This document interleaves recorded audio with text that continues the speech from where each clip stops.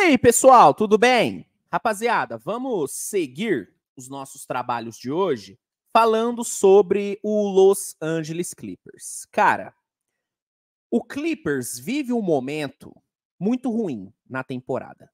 Muito ruim. São 6 derrotas seguidas. A última vitória do Clippers foi no dia 31 de outubro contra o Orlando Magic, cara. 31 de outubro. O Clippers não sabe o que é vencer no mês de novembro. Não sabe. E tem muita gente que está atribuindo esse momento ruim, essas derrotas, à chegada do James Harden. E até faz sentido falar isso, porque dessas 6 derrotas seguidas, 5 aconteceram depois da chegada do Harden. Então, não é um absurdo culpar a chegada do James Harden. Não é um absurdo. Eu, particularmente, não acho que o Harden é o único culpado. Eu não acho que a chegada do James Harden é o único fator que tá aí fazendo o Clippers perder. Não acho. Mas é um dos principais fatores. A chegada do Harden bagunçou o Clippers.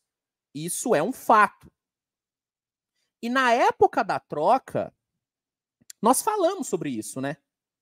Nós falamos sobre isso na época da troca. Ó, com o James Harden, a dinâmica do Clippers vai mudar, vai precisar de um tempo para se adaptar, porque o James Harden é um jogador que ele dificilmente o James Harden ele vai se adaptar a um time. O time que tem que se adaptar ao James Harden. Isso sempre aconteceu. Aconteceu em Filadélfia, aconteceu em Brooklyn, aconteceu em Houston. Isso sempre aconteceu. Então, na época da troca, falamos sobre isso. Ó, a troca é boa, né? É um movimento interessante, mas o Clippers vai demorar para se adaptar ao James Harden, porque é um jogador que monopoliza muito a bola, que precisa da bola para jogar, é um cara que não trabalha tão bem assim no off-ball. Então, era esperado que o Clippers sofresse um pouquinho, mas não era esperado que o Clippers, sabe, piorasse tanto. Porque a grande verdade é que o Clippers piorou muito com a chegada do Harden. De novo, eu não acho que ele é o único culpado. Não acho, tá? Eu acho que o Tyronn Lue tem muita culpa nessa situação do Clippers. Mas, cara, tem uma diferença enorme do Clippers de hoje e do Clippers do começo da temporada. O Clippers, nos primeiros 4 jogos da temporada, né, o Clippers venceu 3 desses 4 jogos e o Clippers praticou um ótimo basquete. Não era o basquete mais bonito do mundo, mas era um bom basquete. Né? O Clippers jogava certinho no ataque, sabe? Se movimentava muito bem. Paul George, Westbrook estavam jogando fino do fino. Sistema ofensivo bem. E a defesa do Clippers, cara, tava muito bem. Tava muito bem. Não era uma defesa de elite, mas tava bem. Segunda unidade entrando bem.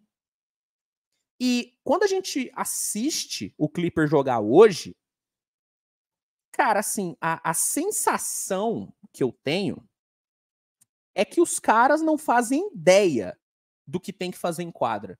Não fazem ideia. Os caras estão perdidos. E o próprio Tyronn Lue, ele tá perdido. Ele tá perdido. No último jogo do Clippers, que foi contra o Denver Nuggets, cara, o Tyronn Lue, assim, ele simplesmente não sabia o que fazer com o time. Assim, ele tava enfrentando um time com Nikola Jokic e Aaron Gordon. ele decidiu fechar esse jogo com uma formação de small ball. Assim, eu acho que em alguns momentos faz sentido você jogar no small ball, mas não enfrentando o Nikola Jokic. Não faz sentido. E durante todo o jogo ele testou umas lineups assim inacreditáveis. Então, os jogadores e o próprio Tyronn Lue parecem estar perdidos. Parecem estar perdidos. E não tem como não dizer que a chegada do Harden tem influência nisso. Tem. O time perdeu peças e recebeu um jogador que, cara, é um jogador difícil. É um jogador difícil de você colocar no time. Quando encaixa, é uma maravilha. Temporada passada, a gente viu um James Harden muito bem jogando no Philadelphia. Philadelphia tinha o melhor ataque da NBA? Não, até porque era o Doc Rivers no comando. Mas era um ataque que produzia. O Embiid adorou jogar com o Harden. Adorou jogar com o Harden. O James Harden tem uma grande parcela de culpa no MVP do Embiid. O Embiid não teria sido MVP se não fosse o James Harden. Então, quando encaixa, o cara é uma maravilha. O Brooklyn com o Harden, quando tinha o Kyrie e o Kevin Durant ali, cara, o Brooklyn jogava muito bem. O ataque do Brooklyn era muito bom. Muito bom. Então, o Harden é um jogadorzaço, é um cara que quando encaixa é uma maravilha, só que demora para encaixar. Demora para encaixar. Então, não tem como dizer que a chegada do Harden não tem nenhuma influência nisso. Tem. E a grande questão, né, o grande dilema do Clippers hoje é como que a gente faz esse time jogar bem com o James Harden? Essa é a grande dúvida do Tyronn Lue. Como que eu vou tirar o máximo desse time? Como eu vou fazer esse time, sabe, praticar um bom basquete com James Harden? E o grande problema, e o próprio James Harden falou sobre isso, é que o Tyronn Lue tá tendo que descobrir isso no meio da temporada regular. O melhor cenário pro Clippers seria ter conseguido a troca pelo James Harden durante os training camps. Porque aí o Clippers teria ali um mês, pelo menos, para achar o melhor jeito de encaixar o James Harden. Só que como essa novela se prolongou, o Clippers só conseguiu pegar o cara agora. Então, meio que o Clippers está fazendo na temporada regular o que deveria ter feito na pré-temporada, o que deveria ter feito no training camp. E aí, quando você não sabe como jogar, quando você está se adaptando ao novo jogador, né? Quando você está mudando o seu sistema durante a temporada regular, onde a maioria dos times já sabe muito bem o que fazer, já estão jogando meio que no automático, a chance de você perder é muito grande. E é o que está acontecendo. São 6 derrotas seguidas. E tem muito comentarista, principalmente na gringa, que tá tentando descobrir a solução para esse Clippers. E a maioria dos comentaristas, dos analistas, estão defendendo a ideia, uma ideia que eu defendi aqui também na época da troca, estão defendendo a ideia do Russell Westbrook sair do banco. Quando a troca foi confirmada, eu fiz um vídeo, né, dando as minhas primeiras impressões, e nesse vídeo eu me lembro que eu falei, eu acho que o time titular do Clippers vai ser tal, vai ser, né, esse jogador, e o Russell Westbrook vai sair do banco. Eu me lembro que eu falei, se eu não me engano, eu projetei o time titular do Clippers sendo James Harden, Terrence Mann, Paul George, Kawhi e o Zubac. Se eu não me engano, foi esse o time titular que eu projetei. E eu falei que o Russell Westbrook sairia do banco. E muita gente falou, você tá maluco, Luiz? O Russell Westbrook nunca que vai ser reserva nesse time. O time tá jogando bem com ele. Russell Westbrook não pode sair do time titular. Não pode. E eu até entendia, né, o argumento da galera. Realmente, o Westbrook estava jogando bem como titular, o time estava funcionando bem com ele. Só que o grande negócio é que quando você tem um James Harden no seu time, não dá para você, assim, achar que tudo vai funcionar como estava funcionando antes. A dinâmica muda, cara. A dinâmica muda totalmente, como eu disse. Quando se trata de James Harden, não é o Harden que se adapta ao time, é o time que se adapta ao Harden. Porque, assim, o Harden, ele é o que é, entendeu? O Harden não vai mudar o jeito dele de jogar. Ele não vai começar a trabalhar sem bola. Não vai. Não vai. Ele é assim, sempre vai ser assim. Tô falando que é o certo? Não, o certo seria o Harden se adaptar ao Clippers. Mas a grande verdade é que não é assim que funciona. E por isso que eu falei na época, e hoje eu falo isso ainda, que o melhor cenário é o Westbrook saindo do banco. Porque aí você deixa o Harden livre para ser o que ele é, que é o playmaker principal, o ball handler, né, primário, e você usa o Westbrook para liderar a segunda unidade e utiliza ele em momentos onde você precisa de uma defesa um pouco mais forte, porque o Westbrook é um puta defensor. A gente viu isso no playoff passado. Então, se você precisar fechar um jogo ali, se você precisar conservar uma vantagem, você pode colocar o Westbrook ali na lineup principal para dar uma segurada na defesa. Mas o melhor cenário, na minha visão, era e é Westbrook liderando a segunda unidade. E o Terrence Mann sendo titular. Porque aí, né, com o Terrence Mann, o Kawhi e o Paul George ficam um pouquinho mais aliviados na defesa, porque o Terrence Mann é um baita de um defensor. E o ataque tende a fluir um pouquinho melhor, porque o Terrence Mann não precisa da bola para render. Ele é um cara que trabalha sem bola, é um cara que consegue fazer screens, é um cara que tem um bom arremesso. E aí o ataque tende a fluir um pouquinho melhor, porque o Westbrook, apesar de ter melhorado muito sem bola, ainda é um cara que para, sabe, render o máximo possível, precisa da bola na mão. Tanto que o Tyronn Lue estava usando o Harden na 2 e o Westbrook na 1. Entendeu? Então, eu defendia e ainda defendo a ideia do Westbrook sair do banco. E na gringa, isso tem sido muito discutido. E hoje, o Chris Haynes, do Bleacher Report, ele soltou a informação de que o próprio Russell Westbrook pediu para o Tyronn Lue para sair do banco no próximo jogo do Clippers. Segundo o Chris Haynes, o Russell Westbrook ele percebeu que para o time começar a vencer logo, é melhor ele sair do banco. É melhor ele sair do banco. E aí ele chegou no Tyronn Lue e pediu para sair do banco. E é isso que deve acontecer.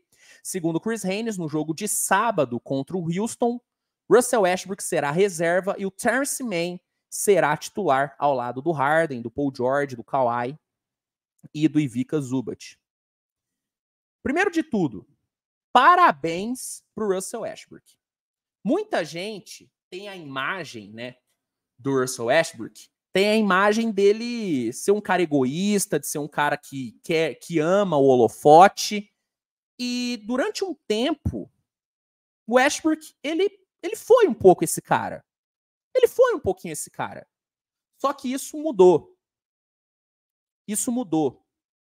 Depois da temporada dele de MVP, Russell Westbrook, ele se tornou um cara muito mais coletivo. Não tô falando que ele não era, tá?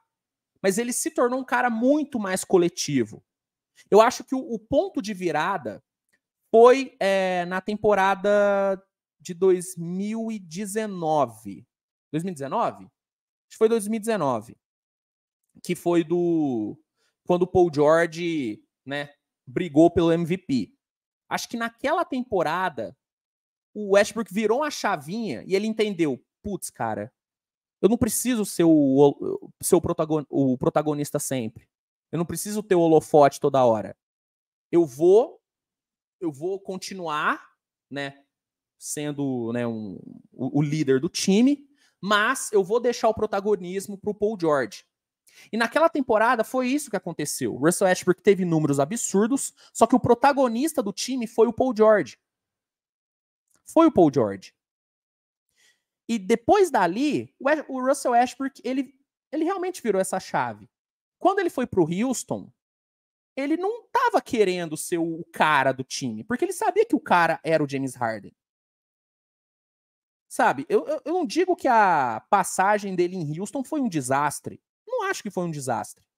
Quando ele foi pro Wizards, ele teve ali um protagonismo, né, ele foi o grande nome, né, daquela temporada lá do Wizards, só que ele, em todo momento, ele falou, ó, o cara do time aqui é o Bradley Beal. Eu sei que o cara é o Bradley Beal. No Lakers, a mesma coisa, tanto que ele aceitou sair do banco na segunda temporada dele, porque ele foi convencido de que seria melhor para o time. Quando ele foi para o Clippers, ele também topou sair do banco. E hoje o Russell Westbrook, ele é um cara, ele é um cara extremamente coletivo. Então, essa imagem que a galera tinha dele, ou ainda tem, né, de ser um cara egoísta, essa imagem é errada. E essa atitude dele de chegar no Tyronn Lue e falar, Tyronn Lue, ó, me põe no banco, porque eu acho que o time vai funcionar melhor. Essa é a atitude de um líder, de um cara zero egoísta. Então, parabéns pro Russell Westbrook. Eu, como torcedor do Oklahoma, tenho o Russell Westbrook como um ídolo. É difícil, né? Falar sobre ídolos e tudo, mas eu tenho o Russell Westbrook como ídolo, apesar de muita gente achar que eu odeio o Russell Westbrook, né? Tem uma galera que acha que eu odeio o cara. Que eu só critico o cara. Não é assim, né? Eu tenho o cara como ídolo e é por conta dessas atitudes, sabe?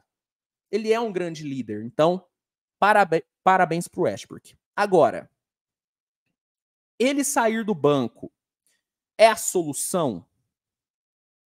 O Clippers vai magicamente começar a jogar muito bem só porque o Westbrook saiu do banco? Não. Não. Mas, na minha opinião, é um grande passo para o Clippers melhorar. Para mim, e repito, o melhor cenário para esse Clippers é o Terance Mann titular e o Westbrook saindo do banco. É o melhor cenário, cara. É o melhor cenário.